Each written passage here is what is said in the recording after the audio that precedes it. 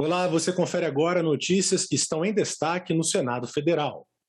A CPI da pandemia ouviu José Ricardo Santana, ex-secretário executivo da Câmara de Medicamentos ligada à Anvisa. Ele participou de um jantar num restaurante em Brasília, onde teria sido pedida propina para negociação de vacinas. Ao final do depoimento, ele foi transformado em investigado pela CPI. José Ricardo Santana é ex-secretário executivo da Câmara de Regulação do Mercado de Medicamentos, órgão ligado à Anvisa. Ele é o empresário que o ex-diretor de logística do Ministério da Saúde, Roberto Ferreira Dias, disse que estava com ele num restaurante em Brasília, quando o vendedor de vacinas Luiz Paulo Dominguete chegou acompanhado do coronel Marcelo Blanco. Dominguete, que representava a empresa Davat, disse que foi nesse jantar que Roberto Ferreira Dias teria pedido propina para fechar um contrato para a venda de 400 milhões de doses da vacina AstraZeneca ao Ministério da Saúde. A propina, segundo Dominguete, seria de $1 por dose de vacina.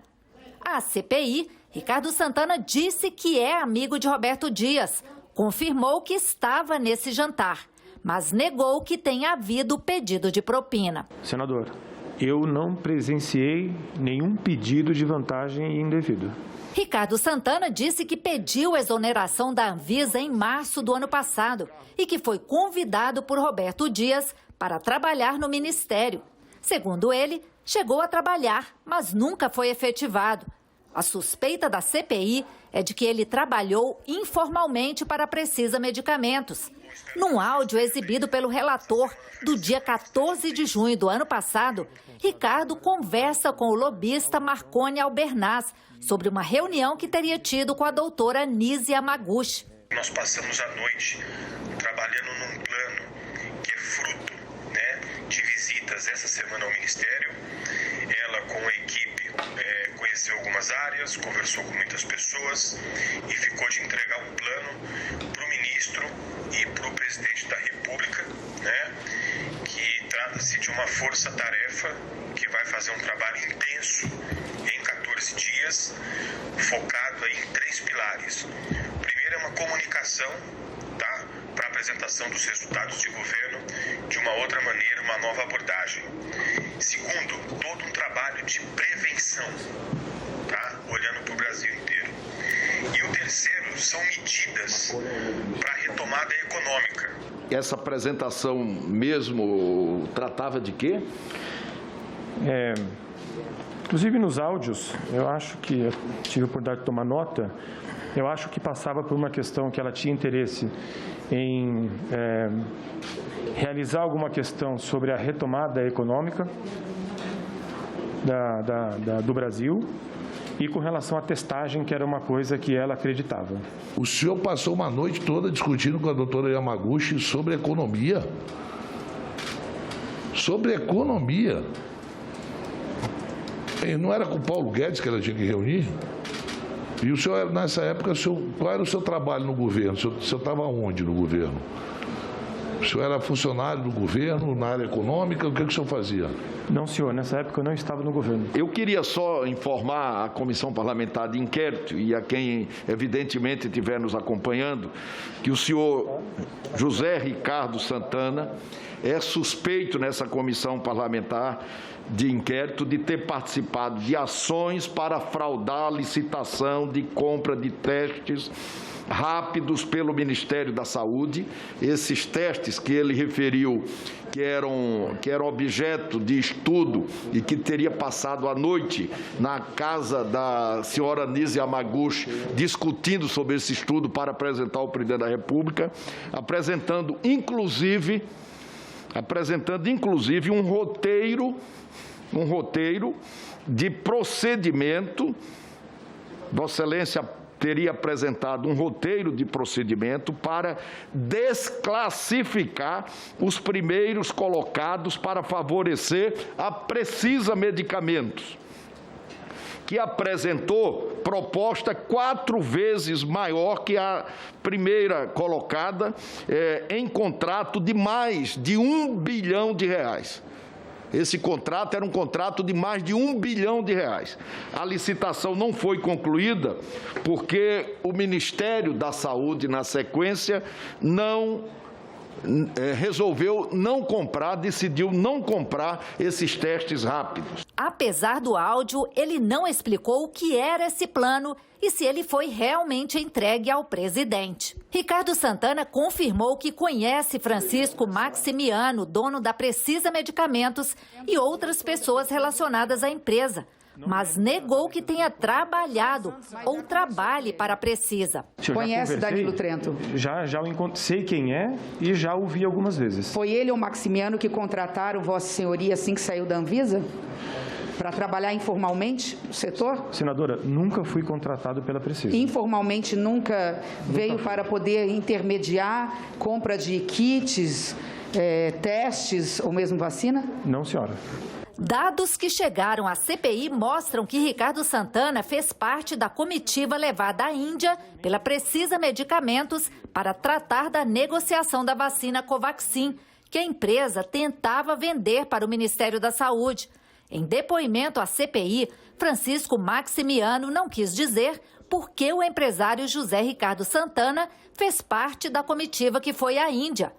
Ele também se calou sobre todas as perguntas relacionadas a essa viagem. Vossa Senhoria esteve na Índia a interesse da Precisa Medicamentos exatamente para quê? Qual era a sua função naquela oportunidade? Por orientação do meu advogado, permanecerei em silêncio. José Ricardo Santana, que já teve os sigilos quebrados pela CPI, foi confrontado com várias informações que os senadores já tinham. Foram dezenas de perguntas que ele respondeu da mesma forma, dizendo que não se lembrava, o que irritou os senadores da CPI. Nesse jantar na casa da doutora Karina Cufa, estava presente o filho do presidente da República, Jair Renan? Não é possível que o senhor não lembre. Eu não lembro, senador. Não lembro. Eu não conheço nenhum filho do presidente da República. Essa mensagem é do depoente para o senhor Marconi, informando para o senhor Marconi fazer contato com ele através do e-mail institucional da Anvisa. Mais adiante, o senhor participa de uma reunião da Anvisa, conforme o diálogo entre o senhor Marconi, entre o senhor Marconi e o senhor Danilo Trento. Senador, não me lembro de ter participado de nenhuma outra reunião da Anvisa depois que deixei a agência. Mas o senhor não se lembra de ter encaminhado? A mensagem aqui é sua. Não é de reunião, é de intermediação de interesse. O senhor está usando o e-mail institucional da Anvisa. Não é reunião. Só um minutinho. É espantoso. O senhor vai tomar alguma providência jurídica contra o senhor Marconi, José Ricardo? Eu não sei o contexto das mensagens que nós estamos... Mas ele usa muito o seu nome.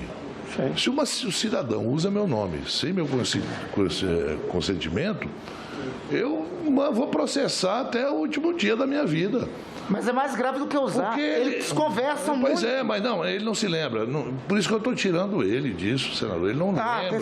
Perfeito. Não lembra. Ele vende remédio, mas não consegue comprar um remédio para memória. É diferente.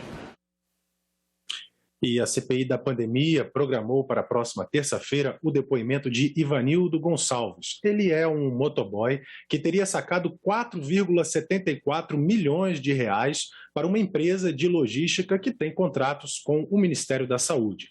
Na quarta-feira está previsto o depoimento de Marcos Tolentino, empresário apontado como um sócio oculto da empresa Fibbank.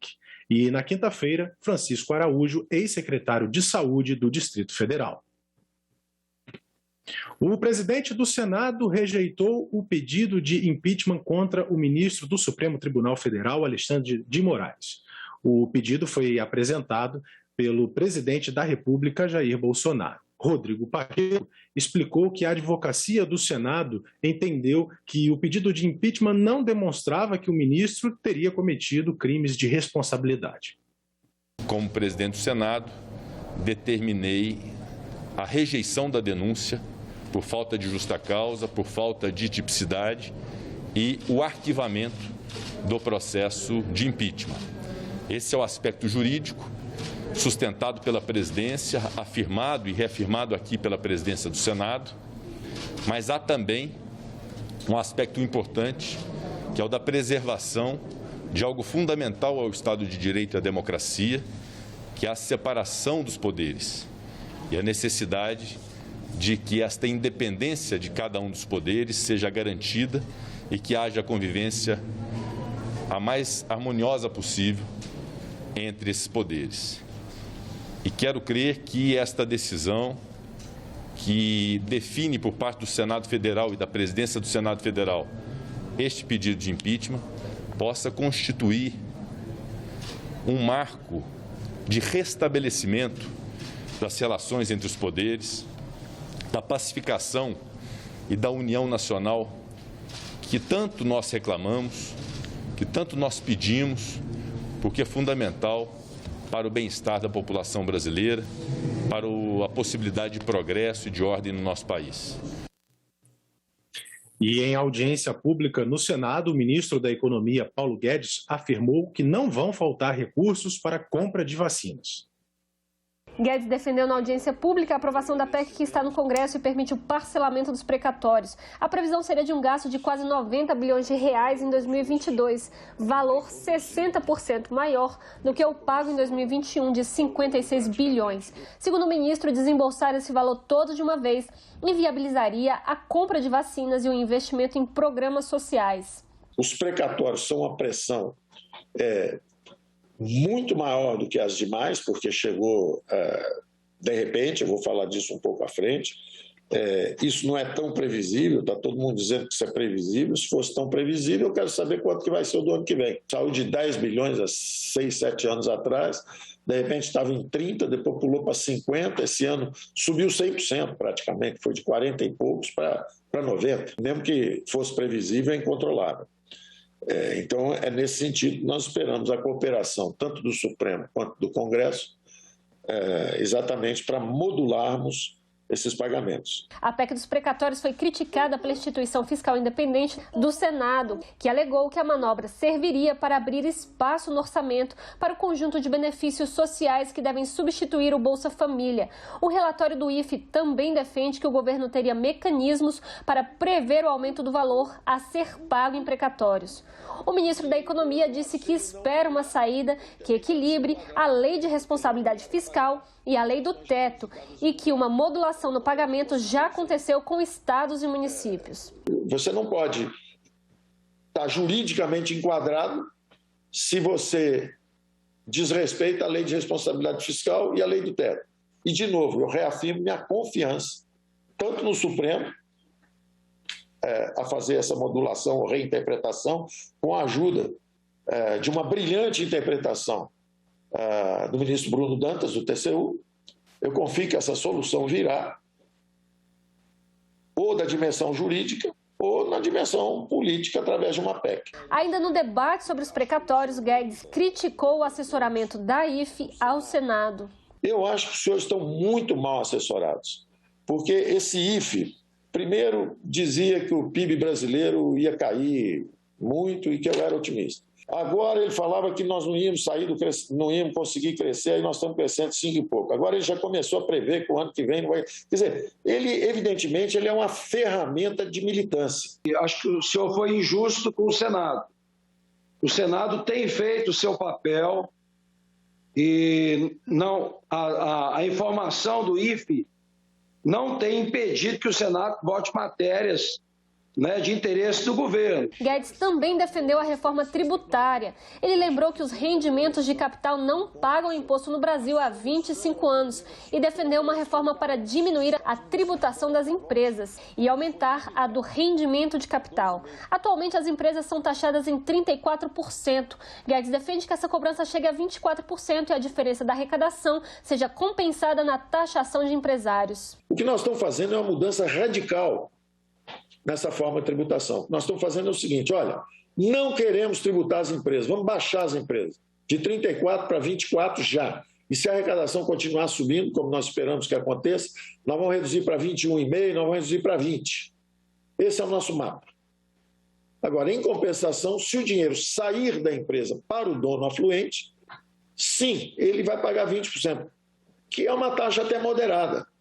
O certo seria jogar esse imposto no progressivo. E é por isso que tem essa luta feroz contra a reforma tributária, porque eles não querem pagar de jeito nenhum. Então, o que nós estamos fazendo é o seguinte: as empresas pagam menos, o rendimento de capital paga mais e o rendimento de trabalho também paga menos. 32 milhões de contribuintes brasileiros que vivem dos rendimentos de trabalho vão pagar menos. O ministro Paulo Guedes também afirmou que o Brasil já tem um compromisso assinado de investimento de 544 bilhões de reais com o PPI. Ele também disse que o auxílio emergencial ainda representa 48% das despesas relacionadas à Covid e falou mais de uma vez do esforço que o governo tem feito para não repassar para as próximas gerações as consequências das despesas que a pandemia gerou. E na terça-feira, depois de sabatina na Comissão de Constituição e Justiça, os senadores aprovaram em plenário a recondução do Procurador-Geral da República, Augusto Aras, ao cargo. Por 55 votos favoráveis e 10 contrários, o plenário do Senado aprovou a indicação do Procurador-Geral da República, Augusto Aras, para a recondução ao cargo. Dr. Augusto Aras foi sabatinado na CCJ de forma absolutamente transparente e de forma muito competente, demonstrou os avanços conquistados pelo Ministério Público Federal e, num amplo debate democrático, demonstrou as garantias e as conquistas que o povo brasileiro alcançou através da Constituição. Nosso Estado Democrático de Direito também está escudado exatamente na fiscalização e no trabalho da Procuradoria-Geral da República. Os parlamentares também aprovaram o PL 2336 de 2021, que atribui ao clube mandante das partidas de futebol os direitos de arena, ou seja, a transmissão dos jogos. A emissora de rádio ou TV vai passar a negociar a reprodução com apenas um time. As mudanças vão ocorrer na Lei Pelé, que prevê a divisão dos direitos de imagem entre o dono da casa e o adversário. A partir de agora, a SPL dá autonomia aos clubes mandantes para decidir definitivamente com quem e como que eles querem participar diretamente em relação às televisões, às rádios que estarão presentes no futebol a partir desse projeto. É um projeto que eu tenho certeza que moderniza bastante o futebol brasileiro. Já existe esse tipo de projeto em quatro grandes ligas, ou melhor, países na Europa, e essa é uma decisão muito importante, muito relevante, que eu tenho certeza que vai ser de muito benefício, principalmente financeiramente, para esses clubes. Os senadores também aprovaram a indicação de Moacir Rei Filho e Engels Augusto Muniz para o Conselho Nacional do Ministério Público e o de Fernando Caio Gaudí para o cargo de diretor da Comissão de Valores Mobiliários. E diante da ameaça da variante Delta e da queda de imunidade em grupos de pessoas já vacinados, os governos do município do Rio de Janeiro, do estado de São Paulo e o Ministério da Saúde anunciaram que vão administrar, a partir de setembro, uma terceira dose do imunizante. No início da vacinação, na metade de janeiro, ainda não era possível prever por quanto tempo duraria a imunidade. As vacinas disponíveis, Coronavac e AstraZeneca, exigiam 2 doses com intervalos diferentes para cada uma delas. Quase 8 meses depois, o aumento de casos da variante Delta entre pessoas já vacinadas de mais de 70 anos no Rio e em São Paulo ligou a luz de alerta. Para evitar uma provável terceira onda, antes mesmo de completar a imunização de adultos e adolescentes, as autoridades decidiram aplicar uma terceira dose de imunizantes. Isso é necessário porque as pessoas mais idosas normalmente têm um sistema imunológico mais deprimido e está comprovado já pelas pesquisas que quando o tempo vai passando, depois de 6 meses, os anticorpos vão diminuindo. Então é preciso tomar um reforço para aumentar a taxa de anticorpos para as pessoas continuarem imunizadas. Como essa doença ela é mais letal para os idosos, Então, as nossas atenções, os nossos olhares têm que ser dirigidos prioritariamente para as pessoas mais idosas. A conduta já vem sendo adotada em outros países, mas não tem a aprovação da Organização Mundial da Saúde, nem é unânime dentre os infectologistas. Eles preferem que, antes da dose de reforço, a vacinação seja feita em massa em todos os países do mundo para evitar o surgimento de novas e perigosas variantes. Aqui no Brasil, diante dos fatos, os governantes decidiram agir. O prefeito do Rio de Janeiro anunciou a aplicação de doses de reforço a partir de 30 de agosto. O ministro da Saúde marcou a data de 15 de setembro para revacinar pessoas de 70 anos ou mais, incluindo os profissionais da saúde e imunodeprimidos. Já o governador de São Paulo antecipou o calendário para 6 de setembro, contemplando adultos acima dos 60 anos. Mas essas não foram as únicas divergências. Enquanto São Paulo deve aplicar qualquer das vacinas disponíveis, inclusive a Coronavac, o Programa Nacional de Imunização vai fornecer como reforço apenas vacinas das farmacêuticas Pfizer, AstraZeneca e Janssen. A decisão de aplicar a terceira dose esbarra nas contas. Haverá vacinas em número suficiente? A nossa reportagem, a Pfizer, a única com imunizante autorizado para crianças e adolescentes, respondeu que não há possibilidade de fornecer doses extras até o final do ano. Os pesquisadores afirmam que, por enquanto, apenas os idosos e imunodeprimidos devem ser vacinados de novo. Dose de reforço na população geral, por enquanto, está fora da pauta, porque não há nenhuma evidência de que esquemas com 2 doses não sejam suficientes para atingirmos a meta que essas vacinas se fixaram, que é a diminuição de caso grave, diminuição de hospitalizações e óbitos. E por enquanto, tudo aponta a que, mesmo na vigência de uma nova variante como a Delta, os níveis de proteção com 2 doses para a população geral continuam sendo adequados. Uma vasta lista de filmes sobre meio ambiente e mobilização social acessível gratuitamente em todo o Brasil. É o que você vai encontrar na mostra Ecofalante de Cinema, que está na sua 10ª edição e é o tema da coluna Momento Eco de hoje. Por videochamada, nós conversamos com Chico Guariba, diretor da Mostra Ecofalante de Cinema, e conhecemos algumas das atrações que o festival traz este ano para o público. Filmes que estão disponíveis para serem vistos pela internet até o dia 14 de setembro. A Mostra Ecofalante esse ano traz um cardápio vastíssimo de opções, né? Seja na área de filmes, a gente está trazendo 101 filmes de 40 países, né? 30 deles inéditos no Brasil.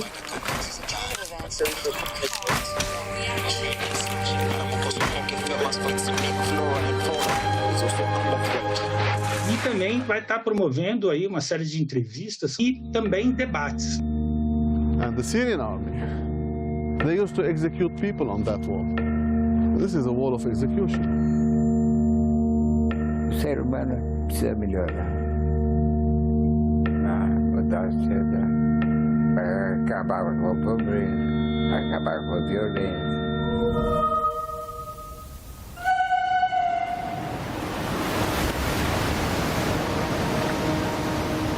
A mostra está entrando no seu 10º ano, né? Ela começou pequenininha aqui, só em São Paulo, né? Em 3 cinemas da cidade, um público seleto de 4.000 pessoas. E muito provavelmente foi o projeto de cinema que mais cresceu no Brasil nesses últimos 10 anos. У реки заблокировали медведя. То есть порядка 20 медведей перекрыло речку и ждет рыбу. Нерка изменяет и поведение медведей, потому что у них много пищи, и нерка их делает очень терпимыми. Терпимость у них появляется как к своему виду, так и к нам, к людям.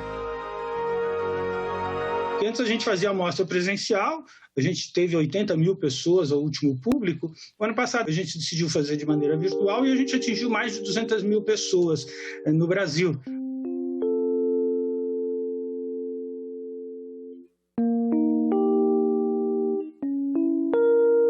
Teve pessoas assistindo em 1.800 municípios do Brasil. Então teve uma abrangência que se a gente fizesse presencialmente a gente nunca teria. Quem quiser ver os filmes da Mostra Ecofalante precisa apenas acessar o site do evento e fazer o seu cadastro. Tudo de graça. Depois, é só acompanhar a programação. A gente está concentrando tudo no site da Ecofalante, o ecofalante.org.br.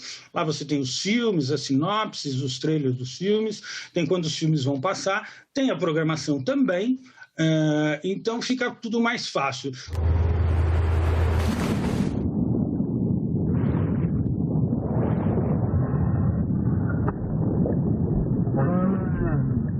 Você vai ver mais detalhes sobre a Mostra Ecofalante de Cinema deste ano na edição de setembro do programa Ecocenado. E essa foi a coluna Momento Eco de hoje. A gente volta na semana que vem. E essa edição do Senado Notícias fica por aqui. Você pode rever as reportagens na nossa página na internet. Acesse senado.leg.br/TV. Muito obrigado pela sua companhia e até a próxima.